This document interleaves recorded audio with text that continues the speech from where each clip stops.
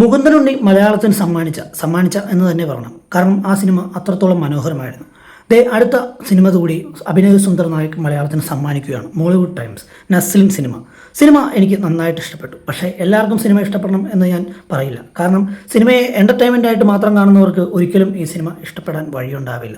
കാരണം സിനിമയുടെ ദൈർഘ്യം എല്ലാം കൂടുതലാണ്. അതിനുള്ള കാരണം എല്ലാം സിനിമ കൃത്യമായി പറഞ്ഞും പോകുന്നുണ്ട് എന്നുള്ളതാണ്. ഒരു സിനിമ എടുക്കുമ്പോൾ അതിൻ്റെ റൈറ്റർക്കായിരിക്കും ഏറ്റവും കൂടുതൽ എഫക്റ്റ് ഉണ്ടാകുക. ആ സിനിമയെ എങ്ങനെ ചെയ്യണം, എന്തായിരിക്കണം ആ സിനിമയുടെ കഥ, ആ സിനിമയുടെ ക്യാരക്ടർ എന്ത്, ആ ക്യാരക്ടറിൻ്റെ കൊടുക്കുന്ന റോൾ എന്ത്, ഇതെല്ലാം ഒരു റൈറ്ററാണ് തീരുമാനിക്കുന്നത്. ഒരു റൈറ്റർക്ക് ഏറ്റവും കൂടുതൽ എഫക്റ്റ് ഒരു സിനിമയിലുണ്ട്.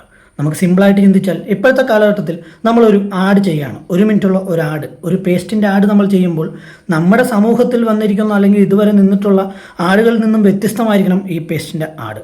ആ പേസ്റ്റിൻ്റെ ആഡ് വേറൊരു പേസ്റ്റിൻ്റെ ആഡുമായിട്ട് കോപ്പി ചെയ്യാനേ പാടില്ല. അങ്ങനെ ഭയങ്കര എഫക്റ്റിട്ടായിരിക്കണം ഒരു ആഡ് ചെയ്യേണ്ടത്.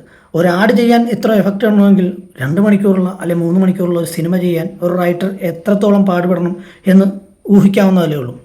എന്നാൽ ചില സമയത്ത് ഈ റൈറ്റർക്ക് സ്വന്തം എഫക്റ്റ് ഉപേക്ഷിക്കേണ്ടി വരുന്നുണ്ട്.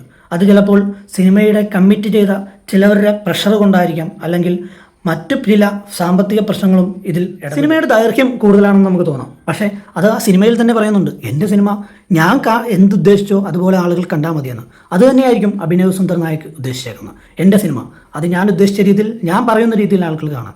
ആ രീതിയിൽ ആൾക്കാരത് എടുക്കുകയും ചെയ്യും. നസിൽ നല്ല പെർഫോമൻസ് തന്നെയായിരുന്നു. സംഗീതം നല്ല പെർഫോമൻസ് ആയിരുന്നു. ഫസ്റ്റ് ഹാഫ് നല്ല എൻ്റർടൈൻമെൻ്റ് ആയിട്ട് നസിലിൻ്റെ ഒരു ക്യാരക്ടർ രൂപീകരണവും എല്ലാ രീതിയിലും പടം നല്ല എൻഗേജിങ് ആണ്.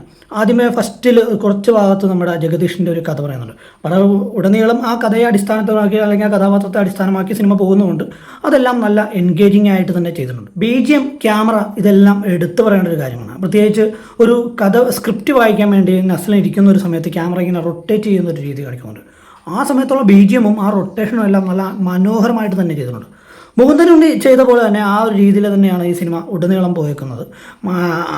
ചെയ്യുന്ന നായകൻ്റെ കഥാപാത്രത്തിൻ്റെ ഉള്ളിൽ വരുന്ന, മനസ്സിൽ വരുന്ന കാര്യങ്ങളെല്ലാം അവതരിപ്പിച്ചുകൊണ്ടാണ് ഈ സിനിമ മുമ്പോട്ട് പോകുന്നത്. അത് നല്ല വൃത്തിക്ക് തന്നെ ചെയ്തിട്ടുണ്ട് എന്ന് തന്നെ പറയാം. ഒരു സിനിമ എടുക്കാൻ അല്ലെങ്കിൽ ഒരു സിനിമയുടെ സ്ക്രിപ്റ്റ് എഴുതാൻ ഒരു എഴുത്തുകാരൻ ഒരുപാട് ബുദ്ധിമുട്ടുണ്ട്. അതവൻ്റെ ഫുൾ എഫക്റ്റ് ഇട്ട് അവൻ ചെയ്യും. കാരണം അവൻ്റെ ബെസ്റ്റ് സിനിമയാകണം എന്നവന് ഉദ്ദേശമുണ്ട്.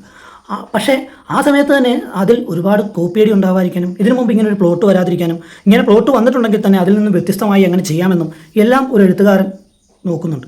ആ എഴുത്തുകാരൻ്റെ എഫക്റ്റ് ഓരോ സിനിമയിലും നമ്മൾ അറിയുന്നു. വിനീത് ശ്രീനിവാസൻ, ഷറഫുദ്ദീൻ, ജഗദീഷ്, ഇവരെല്ലാം അവരുടെ റോളുകൾ വളരെ ഭംഗിയായിട്ട് തന്നെ അവതരിപ്പിച്ചു എന്ന് പറയാം.